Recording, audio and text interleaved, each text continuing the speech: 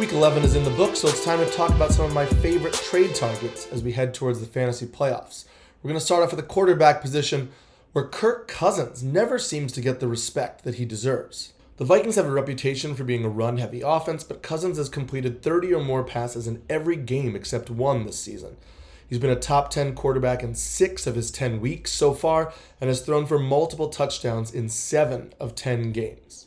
Over the next 4 weeks, he gets 3+ matchups against the 49ers, Lions, and Bears. He does have tough matchups against the Steelers in Week 14 and the Rams in Week 16. So he's not a set-it-and-forget-it option, but he could be a good quarterback option to get you into the playoffs if you've been dealing with Ryan Tannehill or Derek Carr, or maybe somebody you can pair with Jalen Hurts or Aaron Rodgers, who still have their byes coming up. Now we're going to move on to the running back position. One of my favorite running backs to target is Darrell Henderson. Some people may have soured on Henderson because he has 10 total points in his last 2 weeks, but the Rams' offense has been uncharacteristically bad over that span. Henderson is still seeing an elite workload, played 75% of the snaps against San Francisco, and has at least 25% of touches even in these last few down weeks. He ranks 11th in the NFL in carries despite playing only 9 games, and is also 11th among running backs in red zone carries. I expect the Rams to get right coming out of the bye, and Henderson has 3 good matchups against the Packers, Jaguars, and Seahawks, who all have below-average run defenses. So I think that you can capitalize on people being worried about the recent performance and Sony Michel's usage and try to get Henderson while his stock is relatively low. Another running back I think we can go after is a guy who helped a lot of people win fantasy championships last year, and it's David Montgomery. Montgomery has had modest production in his 2 games since coming off the IR, but he's seen elite usage. He played 85% of the snaps against Pittsburgh, seeing all but one of the running back carries. Then he played 95% of the snaps this Sunday versus Baltimore and had all but 2 carries and saw the only running back target in the passing game. That's usage you're not going to find with many running backs. He also gets Detroit, Green Bay, Minnesota, Seattle, and the New York Giants down the stretch run, and none of those run defenses are ones I want to shy away from. I think you want to keep an eye on Justin Fields' injury because if Andy Dalton plays, it will open up more passing game usage for David Montgomery as well, but I think that he could be a great RB2 for you to end this fantasy football season. And now another running back to trade for that people are giving away, but I think you should be collecting. It's Miles Sanders. I know Sanders was still in a timeshare on Sunday, but he saw the most snaps of any running back and was running away with the role until he lost a fumble. The Eagles have clearly committed to the run, and while Jordan Howard remains involved, Sanders is the better back with more upside.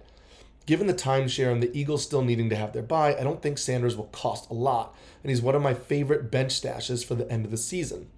Sunday, he ran for 94 yards on 16 carries against a very strong Saints run defense. In the weeks ahead, he gets the Giants twice, the Washington football team twice, and the Jets. And none of those running defenses are going to present anything close to the test that he proved he was capable of defeating this week against the Saints. I think you should be trying to get Jalen Waddle. For most of the year, he's been mainly an asset in PPR leagues, but he's really emerging for owners in all types of fantasy formats. The rookie hasn't seen fewer than 6 targets since week 4. Since Devontae Parker and Will Fuller are not playing, Waddle's really the only wide receiver of note in Miami. He was on the field for 78% of snaps on Sunday, running a route on 57% of those snaps. He also saw a target on 28% of his routes run, which we love to see. The Dolphins have been playing from behind a lot this year, which is presenting some really good game scripts for Waddle, and they even got him a goal line carry on Sunday, rushing for a touchdown. So it shows you that they really want to get him involved in all phases of the game. The last player I think you should be targeting in a trade is Jerry Jeudy. Coming off a bye, people may have forgotten about Jeudy, but he's really seen his usage tick up in his 3 weeks since coming off the IR. He's seen 21 targets in those 3 games, including 17 targets in his last 2. Since Jeudy has come back, he's seen the most targets on the Broncos, while Tim Patrick and Courtland Sutton are competing with one another. Patrick has seen 14 targets over those 3 games, with Sutton only seeing 9, so neither one of them has come close to Jeudy. Jeudy's been operating in the slot for Denver, which is the ideal spot with Teddy Bridgewater at quarterback since Bridgewater prefers the intermediate passing game. Jeudy is the best receiver to use against the Chargers because they play a cover 2 scheme that will allow for a lot of passes underneath, but prevents the deep play. And then after that, the Broncos will play Kansas City, Detroit, Cincinnati, and Las Vegas, who are all teams that we should target in the passing game. Don't forget to click the button down low to subscribe to get all of our RotoBaller content as you press through with the fantasy playoffs.